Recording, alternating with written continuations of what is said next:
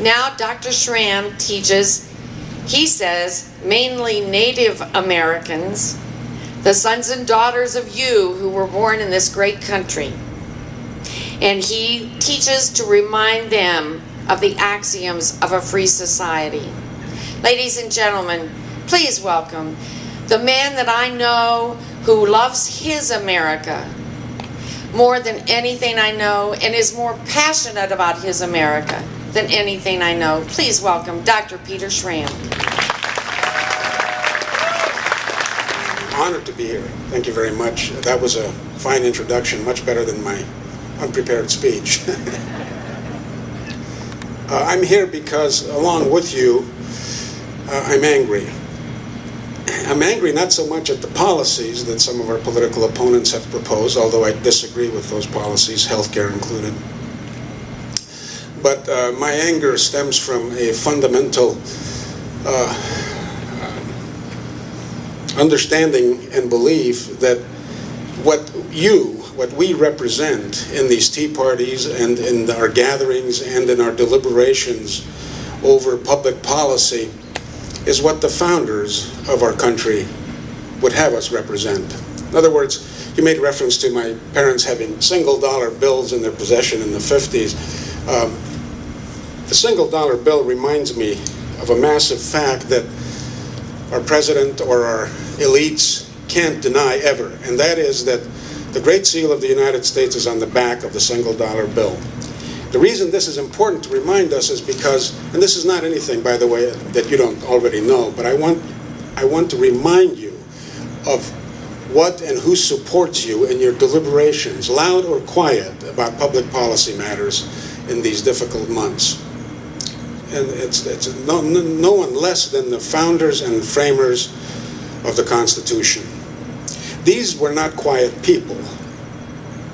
These were not quiet people. They were rowdy. They were talkative. You Americans were born talking back. That's the short of it. And everybody in the world knows this and honors you for it. Not only were you born talking back, but you know why you were doing that. In other words, this is the first political order in the history of the human race. This is all according to Jefferson, Adams, Madison, Hamilton, Benjamin Rush, and all the others. No one disputed this, that this was the new regime.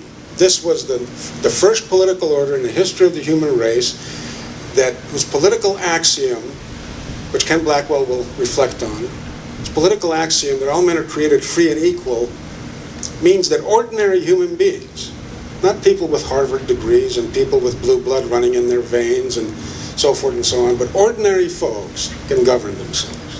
That's the short of it. This is, from our point of view, looking back 2 centuries later, this doesn't seem to be rocket science. It certainly was then. It was truly revolutionary. It was truly new. This assertion that ordinary folks can think about what is good for themselves and what is right and true and beautiful, as it were, was revolutionary. And when George III heard, by the way, of our assertion of human equality and human freedom, he laughed. He laughed. And the elites of today are not laughing, because we have proven over 2 centuries that we can govern ourselves. Now, it's also true, remember the famous story, by the way, Thursday is Constitution Day, September 17th, I want to remind you. It's a day that used to be a national holiday along with the 4th of July, because it was the day in 1787 wherein the Constitutional Convention, having deliberated for months, wrote up a new constitution and sent it out to the states for ratification. September 17th is Constitution Day, and you have a right to govern yourself, and no one has a right to deny that. You have proven that you're capable. When Ben Franklin came out of the Constitutional Convention, I think most of you know this story, but it's worth repeating.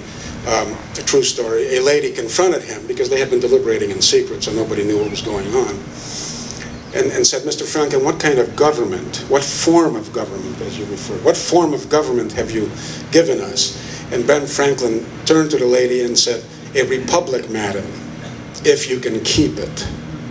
Now, the trick in that is that if you can keep it, just the founding definitionally, a founding of a country like this, a country such as this, means that the founding is a continuous process.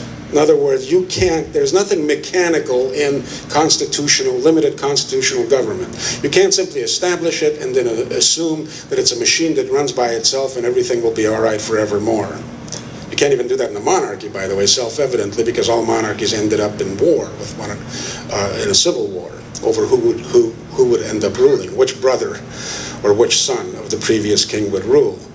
We have, instead of, let me try to make this as concrete as possible, and I mean this forthrightly.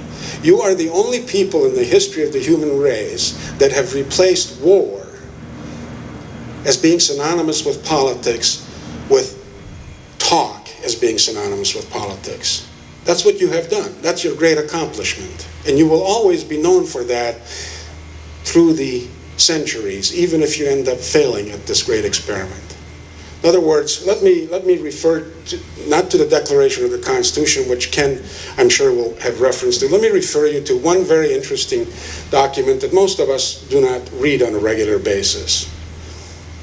The first paragraph of Federalist Number 1, written by Alexander Hamilton. This was the Federalist Papers that were newspaper articles in New York trying to persuade the voters of New York to ratify the Constitution. And in this paragraph, I will only read part of it, Hamilton points out that the subject of this union is so important to you as a people, that nothing else like it has ever been encountered. The subject speaks its own importance, comprehending in its consequences nothing less than the existence of the Union, the safety and welfare of the parts of which it is composed, the fate of an empire, in many respects, the most interesting in the world. It has been frequently remarked, says Hamilton, it has been frequently remarked that it seems to have been reserved to the people of this country by their conduct and example to decide the important question whether societies of men are really capable or not of establishing good government from reflection and choice, or whether they are forever destined to depend for their political constitutions on accident and force.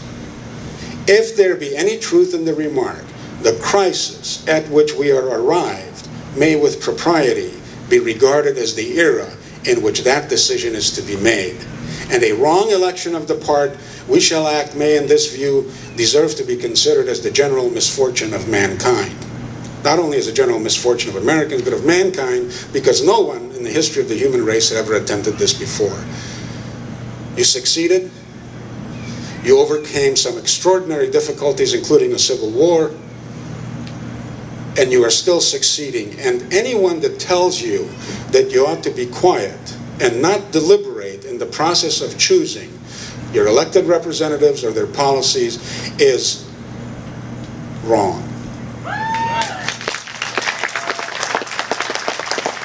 I was about to say, if anyone says that to you, he's a liar, but I better not go there.